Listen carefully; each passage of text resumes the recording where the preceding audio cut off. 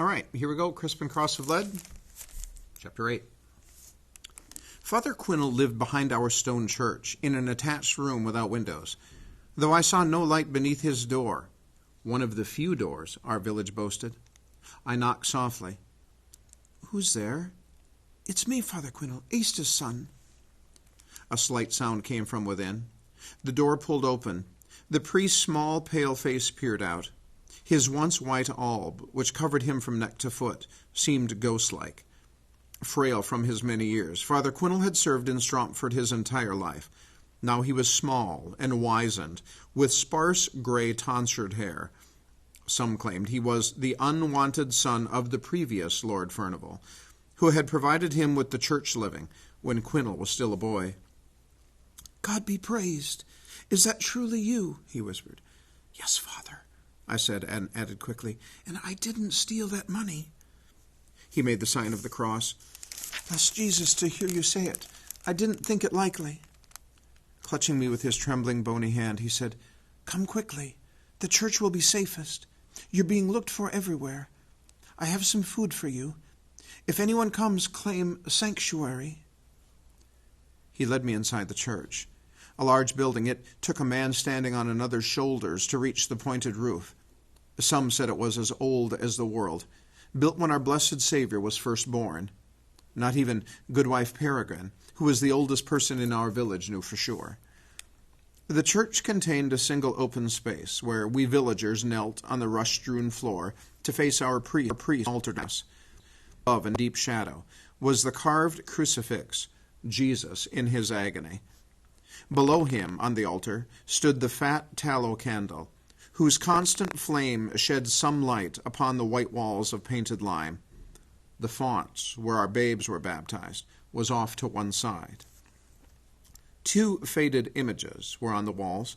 One was of our Blessed Lady, her eyes big with grief, the tiny Holy Child in her arms. The other revealed St. Giles, protecting the innocent deer from hunters, a constant reminder as to what our faith should be.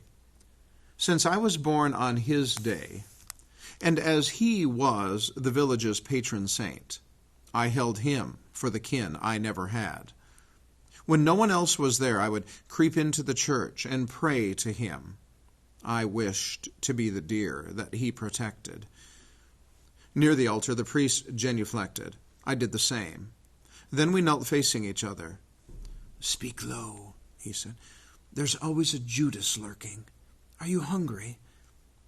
"Yes, Father," I murmured. From behind the tattered altar cloth, he produced a loaf of barley bread and gave it to me. "I was hoping you would come," he said. I took the heavy bread and began to devour it. "Where have you been?" he asked. "In the forest." "Do you know that they've been searching for you?" My mouth full, I nodded. "And Aycliffe claims you stole money from the manor." "Father," I said, "in all my life I've never even been in there." "I don't doubt you," the priest said, gently putting his hand to my face to keep me calm. "Most people in the village don't believe the accusation either. But why does Aycliffe put your name to the crime?" I told the priest what had happened when I ran from my mother's burial, my fall, my waking to witness the meeting in the clearing, Aycliffe's attempt to kill me. "Well, he said none of this," the priest said. "It's true." "What was the thing that the steward read?" the priest asked. "He never mentioned that either." I don't know." Then I asked, "Who is the man he met?" "Sir Richard Dubray," the priest said. "He's brought word that Lord Furnival, God keep him well, has returned from the wars. He's ill and expected to die." "Well, the stranger said Aycliffe must act immediately." "About what?" I shrugged. He said, "Are you not her kin? Do you not see the consequences if you don't?" And to which Aycliffe replied, "A great danger to us all." And then the man said precisely, "There could be those who will see it so and act accordingly, and you'll be placed in danger too." "It made no sense to me," I said. The priest pondered the words in silence. "Father," I said, "what will happen if I'm caught?" The priest put his hand on my shoulder. "The steward," he said, "has declared you a wolf's head." "A wolf's head?" I gasped, horrified. Do you understand what that means? Well, that I'm considered not human, I said, my voice faltering. Well, that anyone may kill me. Is that why they pulled down our house? I suppose.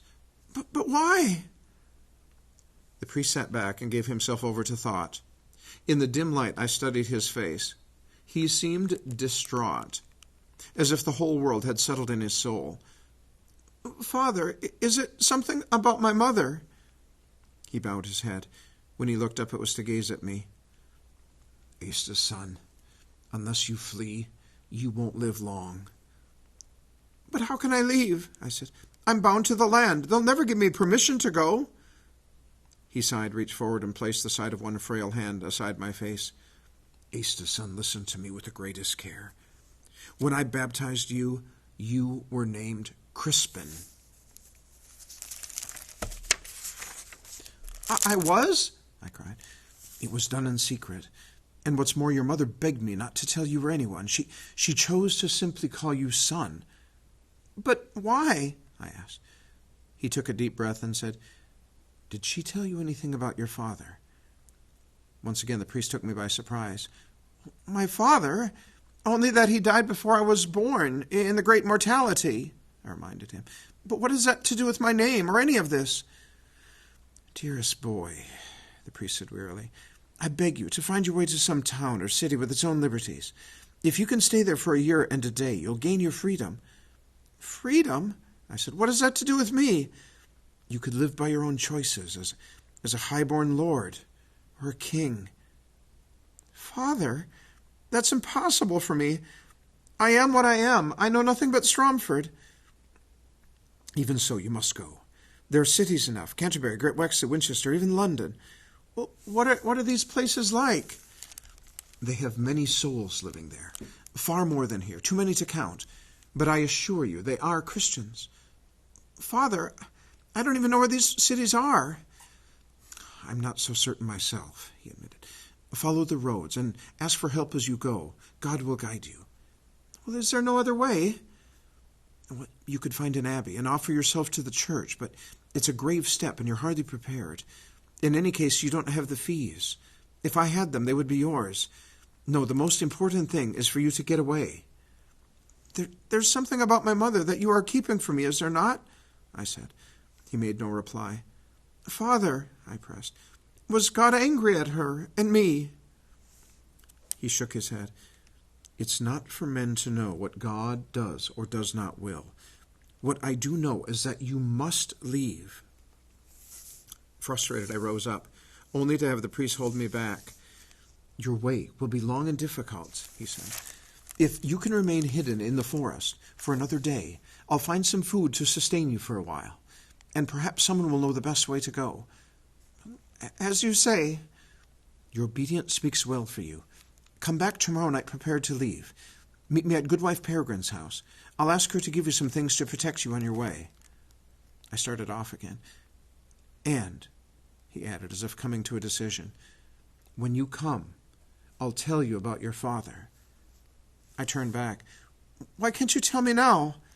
Better, safer, to learn such things just before you go. That and my blessing is all I can give. Was he a sinner? I demanded. Did he commit some crime? Should I be ashamed of him? I'll tell you all I know when you come back to Peregrine's. Make sure it's dark so you'll not be seen. I took his hand and kissed it, then started off, only to have him draw me back again. Can you read? No more than my mother. But she could. Father, you're greatly mistaken. And she could write, too. I shook my head in puzzlement.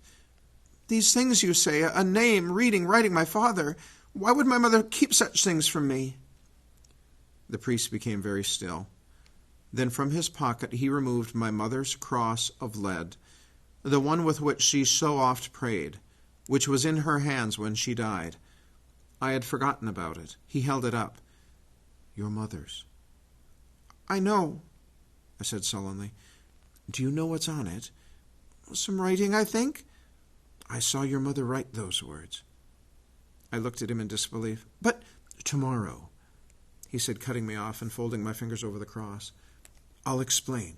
"Just remember, God mends all. Now go," he said, "and stay well hidden." Filled with dissatisfaction, I stepped from the church. As I did, I thought I saw a shadow move. Concerned that I'd been observed, I stood still and scrutinized the place where I'd seen movement, but nothing shifted or gave sound.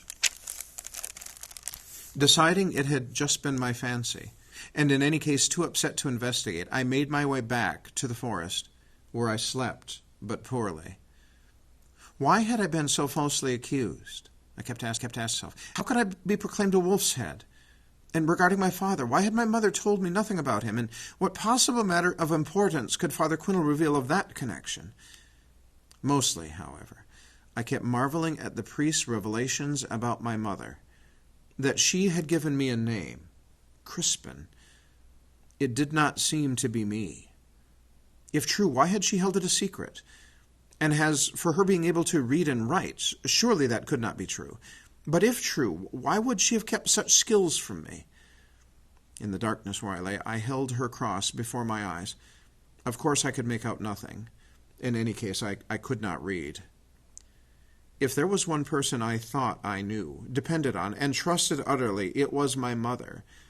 Yet I had been told things that said I did not know her. I hardly knew what to think. Closer to the truth, I was in such a state of wretched disorder I did not want to think. The things the priest had said had made my heart feel like a city under siege. All right, we'll see you back for chapter 9.